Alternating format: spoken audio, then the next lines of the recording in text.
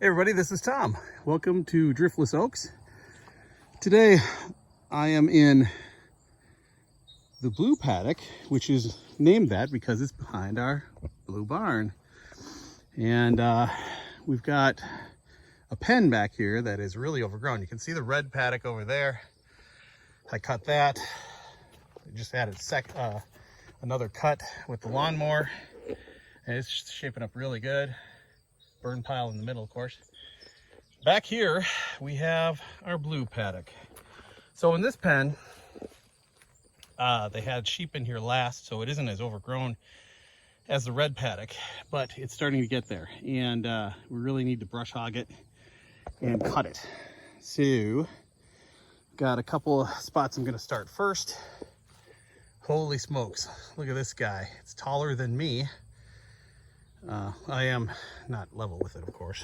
I'm downhill a little bit, but next to the shed, we got this, which is as tall as me. I could brush hog it or weed whip it. I might give it a try for weed whip. I'm going to open up this pen, cut the hog panel off, and I want to get at this run, which goes all the way across from the blue pen, all the way over to the red pen. So I want to open that up and cut that out. So it's going to be a project, and I'm using my trusty old weed whip over there. And I do have access to a brush hog.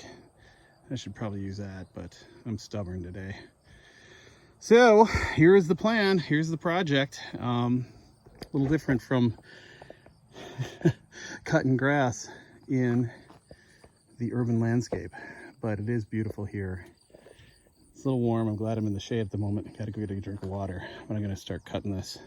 It's kind of funny. I was gonna put all these little wire guys in a bucket, and you know, some of you homesteaders know what I'm talking about. When you have a bucket and you had sheep with feed, little friends go in those buckets sometimes. So yes, I just had to deal with a little furry friend. But yeah, you can see how she put together the, part of this too is to take a video, so I can see how she did it. Former owner had hooked together all this cow panel with wire and did a pretty good job. So this run connected the blue pen to the red pen, and then right over there was where, well, that's the truck, but there was I think Simon, the male goat, was in here too, or the rental sheep. Anyway, it's pretty well reinforced, so it's going to be kind of a bear to get this thing all uncut. But start I shall, because weeds wait for no one, and this stuff, we don't want it to go to seed, and some of it already is.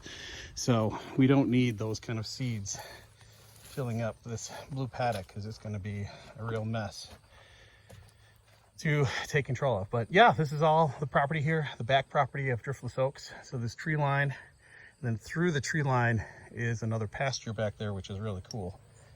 Got a lot of cool wildflowers. There is some thistle in here. Been a lot of birds.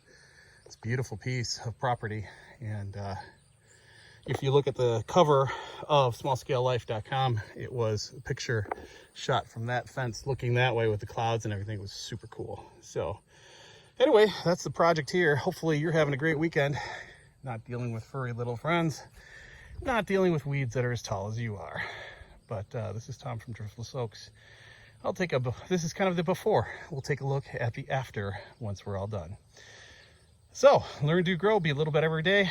We'll see you very soon, everybody. Take care. Bye.